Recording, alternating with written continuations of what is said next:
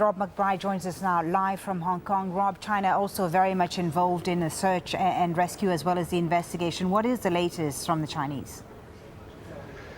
Well, this northern corridor is obviously an area of interest. It is a vast tract of land following possibly the route of an aircraft could take, flying between 2 and 5 or 6 hours after it disappeared last in the South China Sea. It goes from Southeast Asia up into Central Asia to the very shores of the Caspian Sea, and it does go close to Chinese territory and takes some Chinese territory. Now, it does seem inconceivable a week and a half after the disappearance that this aircraft could have made some kind of landing on land and we wouldn't know about it still. But some of the parts of China that it does take in are, of course, some of the most remote on the planet. You're talking about the Tibetan plateau with all of its hidden valleys and glaciers. You're talking about some of the desert regions at the very far northwest of China, very remote areas that possibly, if there has been some kind of disappearance over land, those are the places you might start to look. So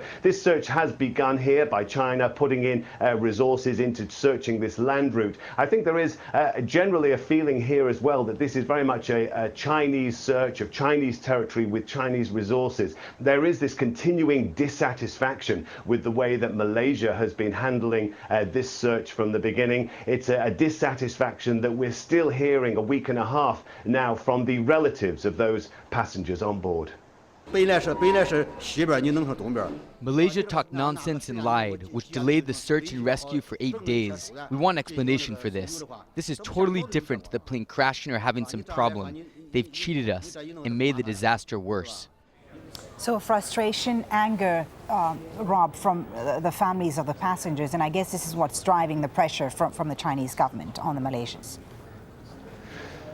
That's right. We are seeing more reports of phone calls between Xi Jinping, the Chinese president, and his Malaysian counterpart, urging more efforts by Malaysia. We have seen the arrival of a joint team of Chinese experts arriving in Kuala Lumpur to help. And of course, the big task now is trying to conduct this search in the Indian Ocean, which is a huge task, as we know. And people are really working out how to coordinate what assets and resources you have so that you're searching in the most obvious areas. And China now having 21 satellites assigned to this search, in addition, of course, to all of its aircraft and ships that are taking part.